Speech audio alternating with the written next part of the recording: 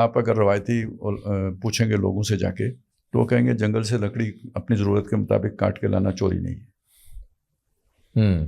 ٹھیک ہے. اسی طرح جو بھی مطلب اس بجلی کو بھی بعض لوگ اس کو چوری نہیں سمجھتے. اس کے پیچھے ایک وہ ہے نا ریزننگ ہے کہ یہ جو خودرو چیزیں ہیں یا جو قدرتی چیزیں ہیں یہ در حقیقت اجتماعی ملکیت ہیں. ٹھیک ہے. یہ کسی فرد کی ملکیت نہیں ہے, یہ مسلمانوں کی اجتماعی ملکیت ہے.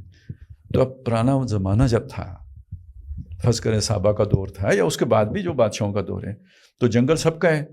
تو میں نے جا کے لکڑی کاٹ لی تو کسی کو کیا اعتراض ہے, سب کا ہے نا. وہ جیسے دیش حملات کا تصور ہوتا ہے. یہ جو ماڈرن اسٹیٹ کا کانسیپٹ ہے نا, یہ ہمارے ان روایتی لوگوں کے ذہنوں میں آیا ہی نہیں ہے. اچھا ٹھیک ہے. وہ ابھی تک اسے پک ہی نہیں کر پائے. وہ کیا تصور ہے کہ یہ ہیں ساری چیزیں اجتماعی ملکیت, اس پہ حق سب کا ہے, لیکن وہ حق ایکسرسائز کرنے کا ایک پروسیس ہے. جب تک آپ اسے پورا نہیں کریں گے تو اس وقت تک آپ حق ایکسرسائز نہیں کر سکتے. میں آپ کو یہ سمجھا دیتا ہوں. ٹھیک ہے. زمین میری ہے, میں اس کا مالک ہوں. پہلے وقتوں میں بس اتنی بات کافی تھی. 2 گواہ میرے گاؤں کے گزر گئے, بھئی یہ زمین اس کی ہے تو میری ہے. آج اتنی بات تو کفایت نہیں کرے گی. پٹواری کے رجسٹر میں وہ زمین میرے نام ہونی چاہیے. بالکل ٹھیک ہے. ٹھیک ہے. اسی طرح وہ جنگل میرا ہی ہے. جس جنگل سے میں نے لکڑی کاٹ کے لانی ہے, لیکن وہاں کوئی حکومت نے کوئی انتظام کیا ہوا ہے میرے جنگل کی حفاظت کرنے کا. تو میں نے اب جا کے کسی ڈپٹی کمشنر کو درخواست دینی ہے کہ یار اس جنگل سے میں نے لکڑی کاٹنی ہے. اس پروسیس سے گزر کے مجھے پرمٹ ملے گا تو جا کے میں کاٹوں گا, تو وہ میرا ہوا نا, میرا حق ایکسرسائز ہوا. اس پرمٹ کے بغیر میں کاٹ لیتا ہوں تو چوری میں شمار ہوگا وہ. لیکن وہ جو پرانے وقتوں سے جو لوگ سوچ چلی آ رہی ہے, ان کو یہ لگتا ہے کہ پرمٹ کی کوئی ضرورت نہیں ہے, کیونکہ پہلے وقتوں میں نہیں ہوتی تھی. سمجھ گئے میری بات کو؟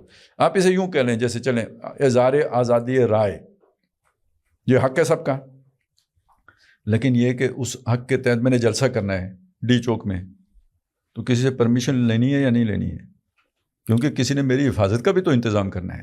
اس نے کچھ اور بھی ہو سکتا ہے, وہاں پہ ایک ہی وقت میں 2 پارٹیاں جلسہ کرنا چاہ رہی ہوں تو وہ لڑائی ہو جائے گی. تو یہ جو سارا اس ماڈرن ایرا کے اندر آ کے ریاست کا یہ والا جو سارا بنا ہے نا نظام, اس کو لوگوں نے اس طرح جو ہے نا سمجھا نہیں ہے. نہ سمجھنے کی وجہ سے یہ سارے مسئلے مسائل پیدا ہوئے ہیں.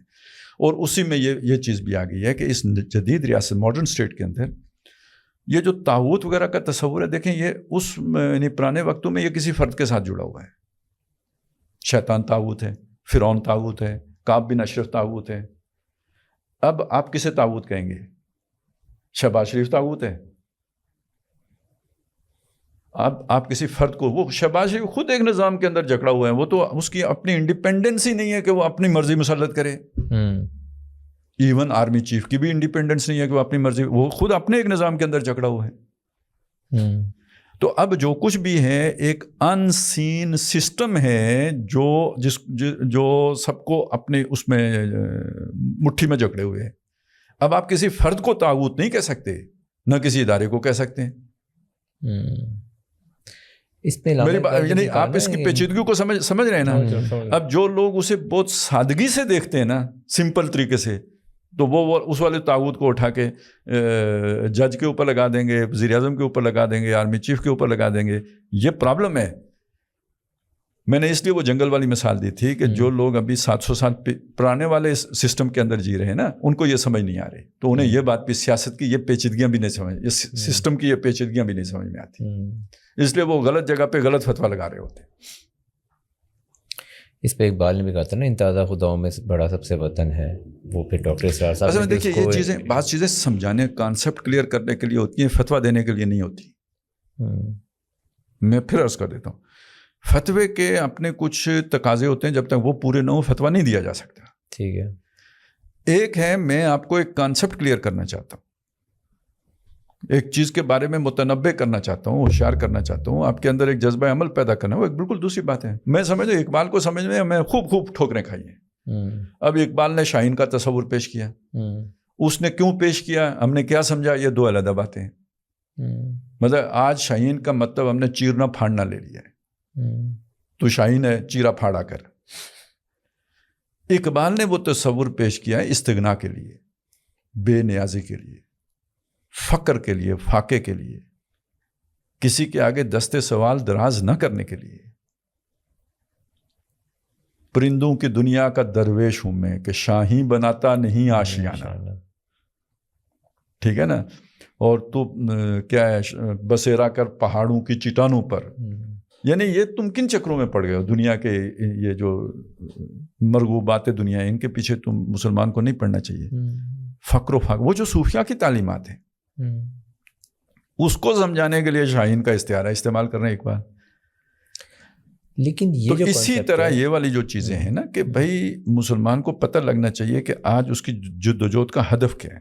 اس کی بنیاد پر وہ تکفیر کرنا شروع کر دے, اس کی بنیاد پر وہ کسی کو جو ہے نا وہ شیطان بنانا شروع کر دے, یہ اقبال کے پیش نظر کم از کم نہیں تھا.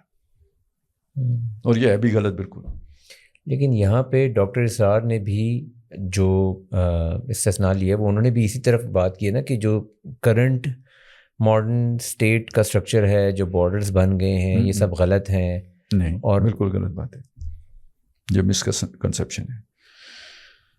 ڈاکٹر اسرار احمد نے بالکل کلیئرلی یہ بات کہی ہے کہ آج کی ماڈرن اسٹیٹ کا اسٹیٹ کرافٹ لیں, اس میں آپ 2 تبدیلیاں کر دیں, یہ پورے کا پورا اسلام بن جائے گا.